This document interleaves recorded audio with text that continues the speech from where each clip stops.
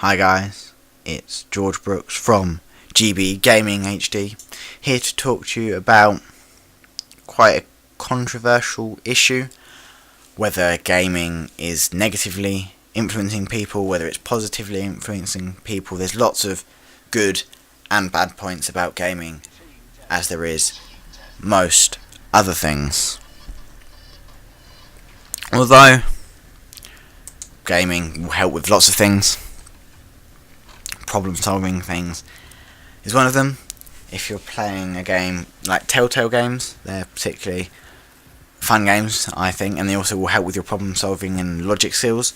Whether you do this, do that, whether you talk to this person first, whether you move that first, all this sort of thing will affect the game, which is one of the good things about that type of game. That is a really good thing. Again, especially when playing on higher difficulties in games, you might have a particular level where you're struggling. You might have to go round this side rather than that side to avoid this, avoid that, do all this sort of thing, which is again a really useful skill to have. Planning, resource managing, all that sort of stuff is kind of starting to grow in gamers. Again, all these are really just little seeds that are kind of planted to grow as you kind of build on those skills in later life, or wherever you are in life. There's always ways to build on those skills. Again, with games like Minecraft, SimCity type thing, when you play those, you might plan this, you might want to save this, and all that sort of thing. Although games like Stranded Deep and Minecraft and stuff, hopefully you'll never have to be in a situation where you do have to try and make those skills more practical, although obviously they're very different type things. Multitasking, that sort of thing, will be improved. Game, especially with these new boost jump features, jumping over here, going over this, doing that, doing this, all these sorts of new things, shooting, jumping, moving, changing weapons, throwing grenades, all that sort of stuff in games like Call of Duty are gonna be useful in your life at some point, whether it's when you're in the kitchen cooking some vegetables, whisking some eggs, doing whatever you're doing. That will be positively influenced slightly by gaming. Strategies, all that sort of thing, again with different games, like if you're playing certain game modes on games like Call of Duty, I will mention that a lot because it's a good example and it's criticised a bit as well. Do I go around here to avoid this? Do I send my friends, if you're playing with friends, over here to try and mislead them so I can get to the objective? All that sort of thing will positively influence you in some ways. Some things have shown that pattern recognition is improved by gaming, which is going to be useful in your science, your maths, all that kind of thing. Obviously, not quite the same ways you're going to use it, but it will help. There's just a few more things I'm going to talk about in the positives. Then I want to move on to the negative side of gaming. Mapping and memory skills, if you're thinking of a map in a game or whatever it may be.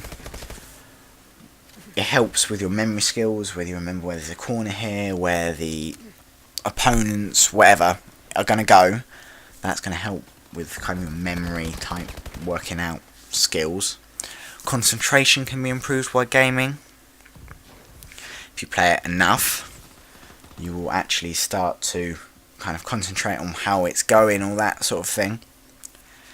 And concentration is kind of a fine line to where it's actually going to help and when it's going to hinder your concentration skills. So when you're playing it for too long, you start to think of it all the time. When you're at school, when you're working, anything like that, when you that's kind of ruling your life type thing, when you're kind of addicted to gaming, that isn't going to help you, and it's going to start to hinder your results when you're not doing your homework or your work or writing the essay when you should be, all that sort of stuff. That's not going to help you. That's something you got to stop. And I did kind of go that way slightly. I'm kind of sorting myself out a bit again. Anyway, that is the first negative I'm going to talk about.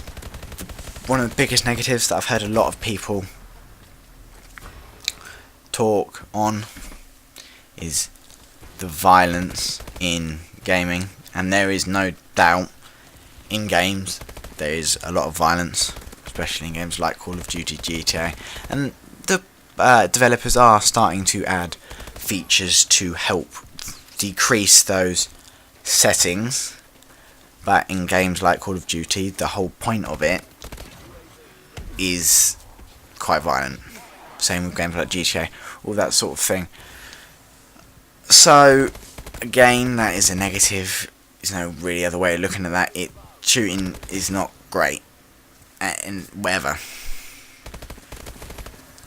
Again, playing too much of it, especially if you're playing it alone, social skills will sort of start to decrease a bit. Obviously, you may not notice it yourself, but other people might.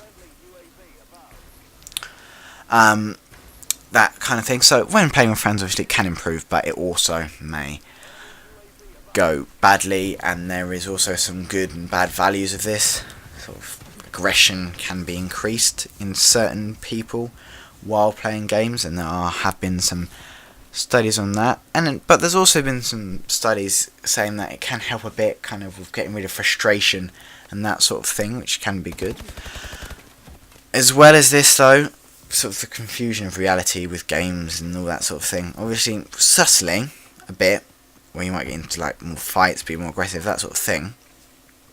I did touch on this briefly before, that if you do play too much and don't study enough, you will start to decrease your grades, and you won't, not maybe decrease, but your level of progress will kind of flatten out a bit, which is not going to help eventually. Again, some things on concentration will improve, and I did touch on this briefly. I'm just going to go back to this quickly.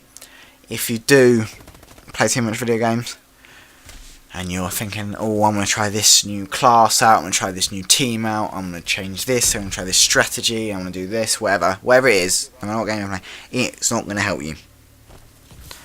So there are positives and negatives of gaming. There's always going to be that with most things. You can say that with sport, with injuries and all that sort of thing. But again, keeping the balance between your friends, your family, your school, your games, and all that sort of thing.